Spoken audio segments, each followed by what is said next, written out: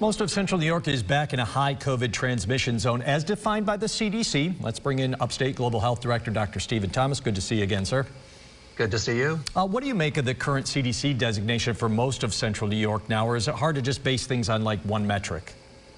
It's very difficult. There's lots of bias, unfortunately, because, you look at the number of new cases, you look at the test positivity rate, you look at hospitalizations, you look at death, and they all have potential bias. So, who's getting tested? Are they reporting their test results? Are the people in the hospital there because of COVID, or did they just happen to test positive because they were going there for something else?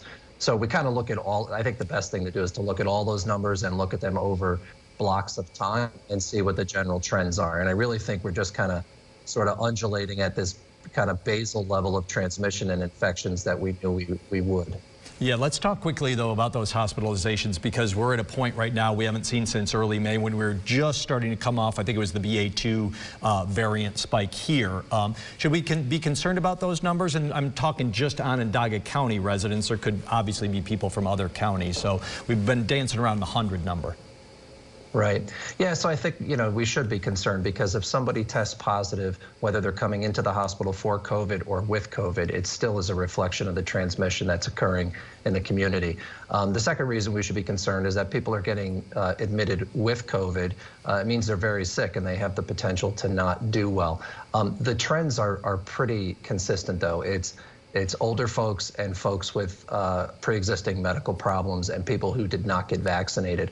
Those are the ones who seem to continue, who are starting to have an upcreep in the rate of hospitalization.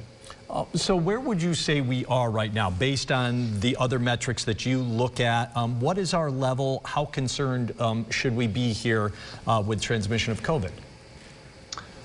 Well, again, I think that we're sort of at this sort of basal level that we're going to see for some time. The concern that I have are, what are the surges going to look like, and what is this sort of consistent basal level of COVID doing to the healthcare system, and is it creating an opportunity cost that there's other things that we cannot do because we're still dealing with COVID? The good news is the majority of variants that are circulating are still variants that would be covered by this bivalent vaccine. The bad news is most people aren't getting it.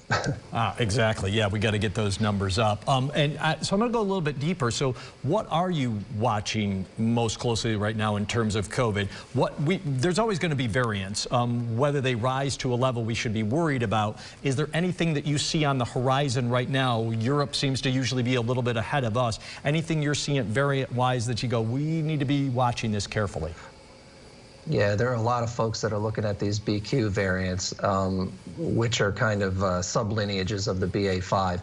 So they are really starting to come on strong. They make up about, if you add them together, they're over 10% now is what the CDC is projecting in terms of the number of infections that they're causing in the United States. So they seem to be highly, highly infectious, more infectious than anything we've seen before. They seem to evade the monoclonal antibody treatments that we have.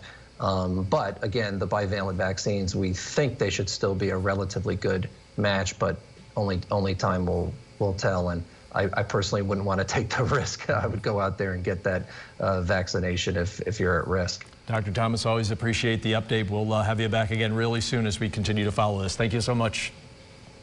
Thanks, Jeff.